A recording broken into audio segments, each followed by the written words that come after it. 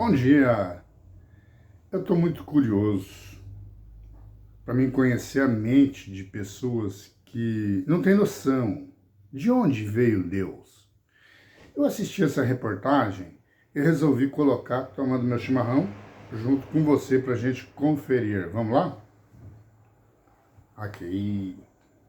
Deixa eu fazer uma pergunta idiota rapidinho, Marcos. Sim, claro. Estrelas surgem ainda? Essa é outra grande falácia. Eles dizem assim, a nebulosas são grandes maternidades de estrelas, tem uns milhões e milhões de estrelas formando lá. Igor, você sabia que não tem nenhum registro de nenhuma estrela formada, sendo formada de fato no universo? E nós temos 2 trilhões de galáxias, com cada galáxia com 100 a 200 bilhões de estrelas, dá 60 sextilhões de estrelas. Você está dizendo que a gente não conseguiu observar nenhuma informação? Não, a gente diz, olha lá, tem uma estrela em formação, tem uma estrela em formação, tem uma estrela em formação. Elas até hoje estão em formação, mas nenhuma formada. Bom, a gente consegue observar há pouco tempo também. Ô Igor, 60 sextilhões de estrelas, 13,8 bilhões de anos. Se você faz a conta no universo, no tempo que a gente está observando o universo, a gente deveria ter visto estrelas de fato se formando. A nebulosa... É igual a história que o homem veio do macaco, né? Por que o macaco não continua se transformando em homem ainda? Os homens estudam e chegam em nada. A palavra de Deus nos diz que passa céus e terra, mas a palavra de Deus nunca passou. Não passa. A Bíblia existe desde o começo do mundo. A palavra de Deus já existe. E há gente que diz que não acredita na palavra. Tudo foi feito, criado pela palavra. O que acontece com a nebulosa? Tem uns pontos lá luminosos, é gás sobre alta temperatura e pressão que está emitindo. A própria nebulosa já é um fenômeno sobrenatural. Se uma nebulosa, de repente, há um colapso de gás lá e formar uma estrela, tudo bem, mas quem formou a nebulosa? Quem pegou uma nuvem gasosa em expansão controlada e contraiu? Você consegue contrair gás? Eu vou fazer um experimento aqui, pega o gás assim, não vai contrair gás, não sai. Gente, deixa ele contrair, melhor que ele liberar. Ô Igor, eu sou químico, a gente estuda em físico-química. Cara, entende. A dinâmica de partículas. A gente sabe que gás em expansão controlada devia continuar em expansão controlada forever and ever, né? Eternamente. Não faz sentido uma nuvem gasosa em expansão, não tem mecanismo para contrair essa nuvem em estrelas. As nebulosas também são um grande mistério. Como é que uma nebulosa se formou? Como que os buracos negros supermassivos que nós temos no interior das galáxias, que estabilizam as galáxias, como é que aquela coisa se formou? Aleluia! Deus é fiel. A estrutura toda do universo mostra uma inteligência absurda. As 26 constantes universais que calibram as forças, as 3 forças da natureza, tudo é trino na natureza, né, Rodrigo? São 3 forças, são 3 partículas subatômicas, são 3 partículas atômicas, e essas 3 forças são calibradas por 26 constantes universais.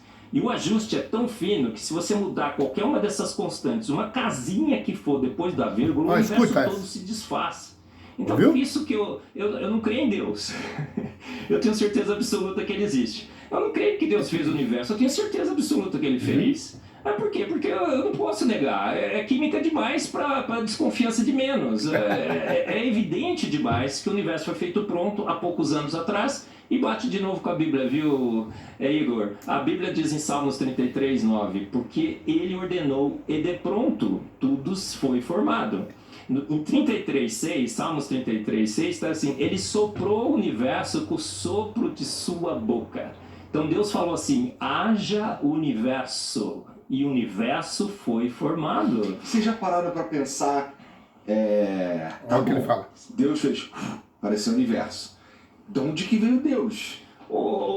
Aí entra na área da filosofia. Aí que não dá, né? Uma vez eu estava na Universidade Presbiteriana Mackenzie dando uma palestra, vi um filósofo e falou assim, professor, tudo que você falou aí é muito legal e tal, mas você não consegue me responder essa pergunta. Quem criou Deus? Mas o Igor, essa é uma pergunta filosoficamente equivocada. Um bom filósofo jamais faria essa pergunta, não é, Rodrigo? Não, e ela é feita... Eu ia até trazer... Eu acho que eu te dei outra vez no livro ceticismo da fé. Sim, sim. Dei pra minha mãe, inclusive. Eu ia trazer o outro hoje, mas ficou tudo na Jovem Pan lá, viu, de manhã. Tá, Mas eu vou tudo trazer bem. da próxima vez. Aí entra na área da filosofia. Permita-me falar o nome Big Bang aqui para me referir apenas ao start inicial do Sim, universo, claro. sem entrar nos pressupostos químicos e físicos que não é minha área. O que havia antes do Big Bang? Ou seja, desse start inicial? O Vamos nada. ver. É o nada absoluto. Porque um ponto de comum acordo entre ateus e design inteligente, eu acho que qualquer um concordaria comigo no sentido seguinte: antes do ponto inicial do Big Bang, não havia gravidade, não havia tempo, não havia espaço. Não tinha nada. Não tinha nada. Era o nada absoluto. Tá certo? Mas aí vamos partir de uma questão filosófica que é repetida por vários, desde Parmênides na Grécia Antiga, que os latinos traduziram como ex nihilo nihil fit. Do nada, nada se faz. Se não havia nada, por que hoje há algo ao invés de nada? Então, é mais lógico supor que havia algo. Agora, esse algo que havia, para formar tudo que existe, tem que ser um algo que não está preso ao tempo, porque o tempo veio depois dele. Esse algo não pode estar preso ao espaço, porque o espaço veio depois dele. Ele não pode estar preso à gravidade, ele não pode estar preso a nada. Entendeu? Então tem que ser um algo que seja, no sentido do nosso tempo, atemporal. Não que ele não tenha um tempo próprio dele, mas esse tempo aqui teve um começo, então ele tem que existir antes. Então ele não pode ser temporal, ele não pode ser espacial, porque o espaço não existia. Ele não pode ter começo. Não Porque existia nada. ele começou todas as coisas. Então tem que ser, seja lá o ET que fez tudo isso, ele tem que ter essas qualidades. Ele tem que ser um ser dotado de vontade, porque ele resolveu fazer tudo. Ele tem que ser um ser dotado de design, porque ele criou coisas com desígnio. Ele tem que ser um ser dotado de inteligência, porque ele criou com inteligência. Esse ser, então, não Perfeição pode ser criado ainda. por nada. Porque se ele foi criado por nada, a única coisa que eu faço do ponto de vista filosófico é deslocar a pergunta mais para trás. Veja. E mais para trás. E eu vou cair num ad infinitum absurdo. Eu tenho que obrigatoriamente chegar a 2 caminhos, não tem 3. Aliás, 3 caminhos. Ou eu acredito que a matéria e tudo que existe veio do nada e me perdoe. Aí vem o meu limite. Isso não é científico.